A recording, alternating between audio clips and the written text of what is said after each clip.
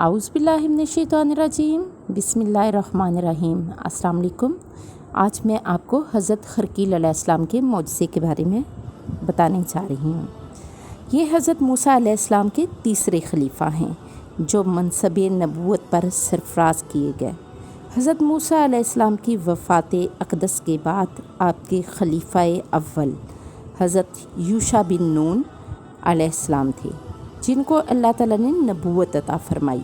इनके बाद हज़रत कालब बिन यूहन्ना अलैहिस्सलाम थे और हज़रत मूसा अलैहिस्सलाम की खिलाफत से सरफराज होकर मर्तबा नबूवत पर फाइज हुए। फिर इनके बाद हज़रत खरकील अलैहिस्सलाम हज़रत मूसा अलैहिस्सलाम के जानशीन बने और नबी हुए। हज़रत खरकील अलैहिस्सलाम का लक़ब इब्ने अलजूस था, यानी कि बुढ़िया के बेटे, और आपका एक लक़ब जुल्किफ्ल भी है। इब्ने जोस कहलाने की वजह यह है कि आप इस वक्त पैदा हुए जबकि आपकी वालदा माजदा बहुत बूढ़ी हो चुकी थी। आपका लक़ब जुल्किफ्ल इसलिए हुआ कि आपने अपनी कफ़ालत में लेकर 70 अंबिया कराम को कत्ल से बचा लिया था, जिनके कत्ल पर यहूदी कौम आमादा हो गई थी। फिर ये ख़ुद भी खुदा के फजल करम से यहूदियों की तलवार से बच गए थे और बरसों ज़िंदा रहकर अपनी कौम को हदायत फरमाई। बनी इसराइल की एक जमात जो हज़रत खरकील अलैहिस्सलाम के शहर में रहती थी, शहर में ताउन की वबा फैल जाने से इन लोगों पर मौत का खौफ सवार हो गया और ये लोग मौत के डर से सब के सब शहर छोड़कर एक जंगल में भाग गए और वहीं रहने लगे। तो अल्लाह ताला को इन लोगों की ये हरकत बहुत ज़्यादा नापसंद हुई। चुनाचे अल्लाह ताला ने एक अजाब के फरिश्ते को इस जंगल में भेज दिया, जिसने एक पहाड़ की आड़ में छुपकर चीख मारकर बुलंद आवाज़ से ये कह दिया, मूतू, यानी कि तुम सब मर जाओ। इस भयानक और हैबतनाक चीख को सुनकर बगैर किसी बीमारी के अचानक सब के सब मर गए, जिनकी तादाद 70,000 थी। इन मुर्दों की तादाद इस कदर ज़्यादा थी कि लोग इनके कफन दफन का कोई इंतज़ाम नहीं कर सके। इन मुर्दों की लाशें खुले मैदान में बेकोरो कफन 8 दिन तक पड़ी सड़ने लगी और बेइंतहा ताफुन और बदबू से पूरा जंगल बल्कि इसके इतराफ़ में भी बदबू पैदा हो गई। कुछ लोगों ने इनकी लाशों पर रहम खाकर चारों तरफ से दीवार उठा दी ताकि ये लाशें दरिंदों से महफूज रह सकें।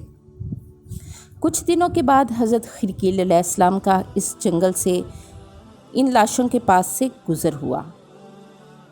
70,000 इंसानों की इस मौत नागहानी और बेखौरो कफन लाशों की फरावानी देखकर रंजो गम से इनका दिल भर गया। आप दीदा हो गए और बारी ताला के दरबार में दुख भरे दिल से गिड़गड़ाकर दुआ मांगने लगे, या अल्लाह, ये मेरी कौम के अफराद थे जो अपनी नादानी से ये गलती कर बैठे कि मौत के डर से शहर छोड़कर जंगल में आ गए। ये सब मेरे शहर के बाशिंदे हैं। इन लोगों से मुझे उन्स था और ये लोग मेरे दुख सुख के शरीक थे। अफसोस कि मेरी कौम हलाक हो गई और मैं बिल्कुल अकेला रह गया। ऐ मेरे रब, ये वो कौम थी जो तेरी हम्दो सना किया करती थी और तेरी तौहीद का ऐलान करती थी और तेरी किबरियाई का खुतबा पढ़ती थी। आप बड़े दिलसोज अंदाज में दुआ में मशगूल थे कि अचानक आप पर वही उतरी कि ऐ खरकील, इन बिखरी हुई हड्डियों से फरमा दीजिए, ऐ हड्डियों, बेशक अल्लाह ताला तुमको हुक्म फरमाता है कि तुम इकट्ठी हो जाओ। ये सुनकर बिखरी हुई हड्डियों में हरकत पैदा हो गई। हर आदमी की हड्डी जमा होकर हड्डियों के ढांचे बन गए। फिर ये वही हुई, ऐ खरकील, आप फरमा दीजिए इन हड्डियों से कि तुमको अल्लाह ताला हुक्म फरमाता है कि गोश्त पहन लो। ये कलाम सुनते ही फ़ौरन हड्डियों के ढांचों पर गोश्त पोस्त चढ़ना शुरू हो गया। फिर तीसरी बार ये वही हुई, ऐ खरकील, अब ये कह दो, ऐ मुर्दो, खुदा के हुक्म से तुम सब के सब उठकर खड़े हो जाओ। चुनाचे आपने ये फरमाया तो आपकी ज़ुबान से ये जुमला निकलते ही 70,000 लाशें एकदम खड़ी हो गईं और कहने लगीं, सुब्हानकल्लाहुम्मा व बिहम्दिका ला इलाहा इल्ला अंता। और फिर ये सब लोग जंगल से रवाना होकर अपने शहर में आकर दोबारा आबाद हो गए।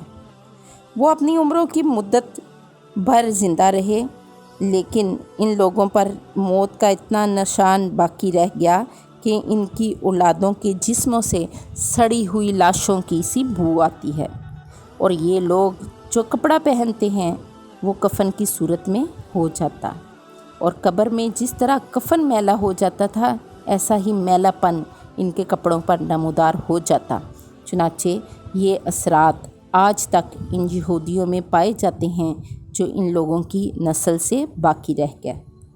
इस अजीब व गरीब वाक़े को अल्लाह ताला ने सूरह बकरा में इस तरह बयान फरमाया, ए महबूब, क्या तुमने ना देखा इन्हें जो अपने घरों से निकले वो हज़ारों की तादाद में थे मौत के डर से, तो अल्लाह ने इनसे फरमाया मर जाओ, फिर इन्हें ज़िंदा फरमा दिया। बेशक अल्लाह लोगों पर फजल करने वाला है, मगर अक्सर लोग नाशुक्री करते हैं। इस वाक़े से हमें ये दर्स मिला कि आदमी मौत के डर से भागकर अपनी जान नहीं बचा सकता, लिहाजा मौत से भागना बिल्कुल ही बेकार है। अल्लाह ताला ने जो मौत मुकद्दर में फरमा दी वो अपने वक्त पर ज़रूर आएगी, और एक सेकंड ना आगे ना पीछे। लिहाजा बंदों को लाजिम है कि रज़ाई इलाही पर राज़ी रहकर साबिर शाकिर रहें, ख्वाह कितनी ही वबाएं फैले या घुमसान का रन पड़े। इत्मीनान और सुकून का दामन अपने हाथों से ना छोड़ें, और ये यकीन रखें जब तक मेरी मौत नहीं आनी मुझे कोई नहीं मार सकता और ना ही मैं मर सकता हूँ। और जब मेरी मौत आ जाएगी तो मैं कुछ भी कर लूँ, कहीं भी चला जाऊँ, भाग जाऊँ, डट कर खड़ा हो जाऊँ, मैं किसी हाल में भी बच नहीं सकता। इस आयत में ख़ास तौर पर मुजाहिदीन को हदायत की गई है कि जहाद से गुरेज करना या मैदान जंग छोड़कर भागना हरगिज़ मौत को दफ़ा नहीं कर सकता। लिहाजा मुजाहिदीन को मैदान जंग में दिल मजबूत करके रहना चाहिए ना, और ये यकीन रखना चाहिए कि मैं मौत के वक्त से पहले नहीं मर सकता, ना मुझे कोई मार सकता है। और ये अकीदा रखने वाला इस कदर बहादुर और शेर दिल हो जाता है कि खौफ और बुज़दिली कभी इसके करीब नहीं आ सकती, और इसके पाए इस्तक़लाल में कभी बाल बराबर भी कोई लर्जिश नहीं आ सकती। इस्लाम का ये बख्शा हुआ अकीदा, जिसकी बदौलत मुजाहिदीन इस्लाम हज़ारों कुफ़ार के मुकाबले में तन्हा पहाड़ की तरह जमकर जंग करते हैं, यहाँ तक कि फ़तह मुबीन इनके कदमों का बोसा लेती है। ये था हज़रत खिरकील अलैहिस्सलाम का वाक़या। फिर एक और वाक़े के साथ हाज़िर होंगे। मेरे चैनल को सब्सक्राइब करें, बेल आइकन को प्रेस करें, कमेंट्स में ये बताएं आपको मेरी वीडियोस कैसी लग रही हैं। पसंद आने पर लाइक और शेयर ज़रूर करें, और अगर अभी तक आपने मेरा इंस्टाग्राम पेज फॉलो नहीं किया तो उसको भी फॉलो करें, उसका लिंक डिस्क्रिप्शन में डाल दिया है।